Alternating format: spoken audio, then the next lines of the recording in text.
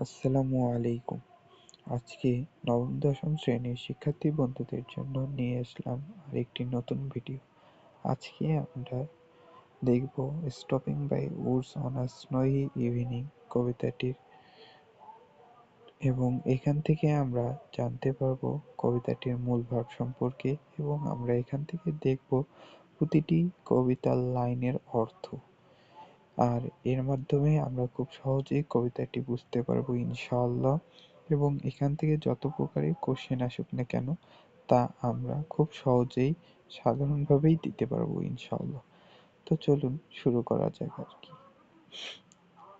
তো stopping by woods on a snowy evening লিখেছেন Robert Frost. তো তার আগে জীবনী কথাটি দেখে আসি। রবার্ট লি ফ্রস্ট তার পূর্ণ নাম। তিনি জন্মগ্রহণ করেন March 26, 1874 San Francisco, California, United states, এবং তিনি মৃত্যুবরণ করেন জানুয়ারি 29, 1963 Boston, Massachusetts, United states. Occupation poet playwright. Playwright মানে নাট্যকার, মানে নাট্য লেখক, এবং তার নোটেবল ওয়ার্কস বা উল্লেখযোগ্য কাজগুলো হচ্ছে a boy's will north of Boston, the road not taken, ETC. তো চলুন কবিতাটি পড়া শুরু করে দিই। এখানে কবিতার প্রথমেই লেখা আছে হেডিং এর মধ্যে, stopping by woods on a snowy evening. এখানে আমরা বাই, এই বাইটার দ্বারা আমরা কি বোঝাচ্ছি? আমরা সাধারণত জানি যে বাই দ্বারা বোঝাচ্ছে দ্বারা বা দিয়ে। তো এখানে যদি আমরা দ্বারা বা দিয়ে আর কি এর অর্থটা প্রকাশ করি, তাহলে দাঁড়াচ্ছে কি যে বনের দাঁড়িয়ে একটি স্নোই ইভিনিং, যেটা একেবারেই সুন্দর কোনো ভাব প্রকাশ করছে না। তাই আমরা এটার একটি অর্থ জানি। বাই সবসময় যে দ্বারা বা দিয়ে ব্যবহার হবে সেটা না, এখানে বাই ব্যবহার হয়েছে পাশে আর কি অর্থে। তো stopping by woods on a snowy evening এটার অর্থ দাঁড়াচ্ছে তুষারময় সন্ধ্যায় বনের পাশে দাঁড়িয়ে। এরপরে আমরা কবিতার লাইনে চলে যাই। Whose woods these are I think I. Know whose কার, এখানে উড মানে আমরা জানি কাঠ, কিন্তু এখানে উডস এর যুক্ত হয়েছে, তাই এই উডস কে বলে বন। These are I think I know পুরো লাইনটার অর্থ করলে হচ্ছে যে এ বন কার জানি বলে মনে হয়। তারপরের লাইনে দেখেন কবি কি বলছে, his house is in the village দো। এই দেখেন এখানে দো মানে বোঝাচ্ছে মধ্যে বা মাঝে। এখানে কবি বলছে যে বাড়ি তার ওই গায়ে নিশ্চয়ই, বা বাড়ি তার গায়ের মধ্যে নিশ্চয়ই। He will not see me stopping here. এখানে বলছে যে কবি মনে করছেন বা ভাবছেন যে যার বাগান বা বন এটি, তিনি আর কি কবিকে দেখছেন না, যে কবি দাঁড়িয়ে আছে। তো তারপরে দেখুন পরের লাইনে বলেছে, to watch his Woods fill up with snow. এইখানে তিনি আর কি কবি বলছেন দেখছি বন তার হলো তুষার দিয়ে পূর্ণ। ফিল আপ মানে পূর্ণ হওয়া। তারপরে line, my little horse must think it queer. এইখানে আমার ছোট ঘোড়া অবশ্যই চিন্তা করছে এটা কোনো উৎকট। To stop without a farm house near. এইখানে আর কি তারপরে লাইনে বলেছেন যে এখানে বলা হয়েছে যে ঘোড়া ভাবছে যে উইদাউট মানে ছাড়া, বা কেন, হ্যাঁ ছাড়া, ফার্ম হাউস নিয়ার কেন হচ্ছে ফার্ম হাউসের নিকট ছাড়া আর কি দাঁড়ানো হয়েছে, খামার ছাড়াই লাভ কি থামার। Between the Woods and frozen lake.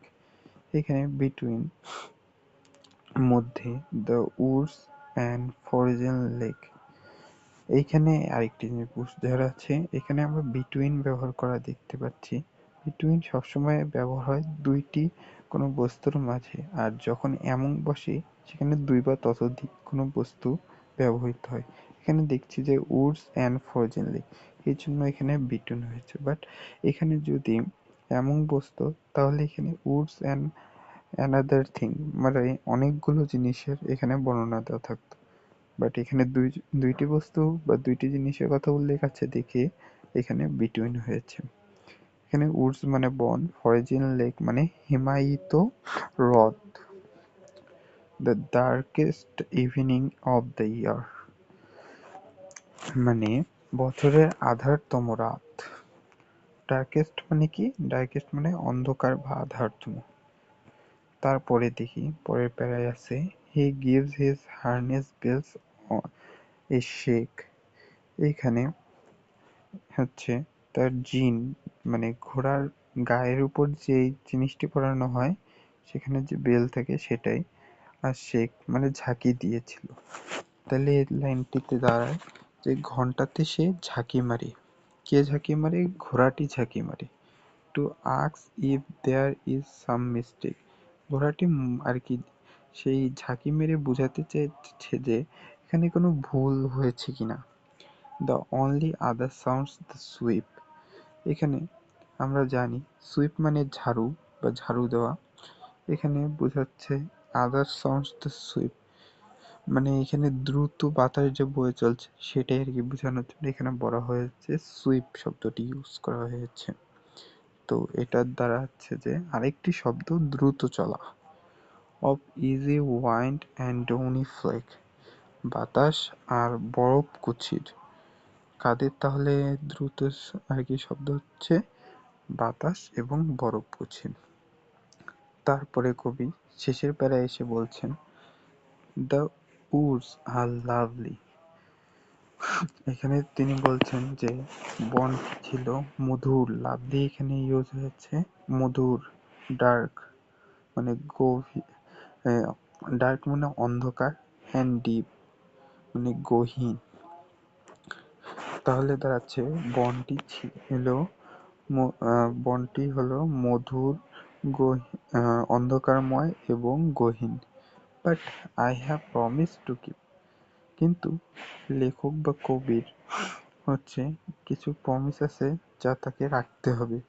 And Miles to go before I sleep, এবং তাকে অনেক দূর, এখানে মাইলস মানে সাধারণত আমরা যে মাইল বলি সেটাকে বোঝানো হয়নি। তো এখানে আর কি এটার ভাব অর্থ বোঝানো হয়েছে যে কবি মাইলস দ্বারা অনেক দূর পথ তাকে যেতে হবে তার ঘুমানোর আগে। এবং তিনি আবারও বলেছেন and Miles to go before I sleep, এবং আমাকে অনেক দূর যেতে হবে আমার ঘুমানোর আগে। এই কবিতাটির মাধ্যমে আমরা বুঝতে পারি একজন প্রকৃতিপ্রেমী মানুষের কথা এবং তার সাথে তার জীবনের যে নিত্যদিনের বিভিন্ন কাজকর্ম আছে তার কথাও। এইখানের মাধ্যমে কবি আর কি বোঝাতে চেয়েছেন যে মানুষের জীবনটি হচ্ছে এক অন্যরকম বিষয়, যেখানে তাকে প্রকৃতির সৌন্দর্য দেখতে হয় এবং তাকে তার হচ্ছে গুরুত্বপূর্ণ কাজগুলো করতে হয়, যেমন তার প্রতিজ্ঞা রক্ষা করা। আর এভাবে মানুষের জীবন সুন্দর এবং মধুর হয়ে ওঠে। তো আমাদেরও উচিত এভাবে করে আমাদের জীবনকে অতিবাহিত করা, মাঝে মধ্যে প্রকৃতির কাছে যাওয়া এবং প্রকৃতির সাথে সময় কাটানো। তাহলে আমাদের সবকিছুই সুন্দর এবং স্বাভাবিক হয়ে যাবে, একঘেয়েমি থাকবে না। তো আজকে এই পর্যন্তই ছিল। ধন্যবাদ সকলকে। যদি ভিডিওটি ভালো লাগে কমেন্ট করে জানাবেন। ধন্যবাদ সকলকে। আসসালামু আলাইকুম।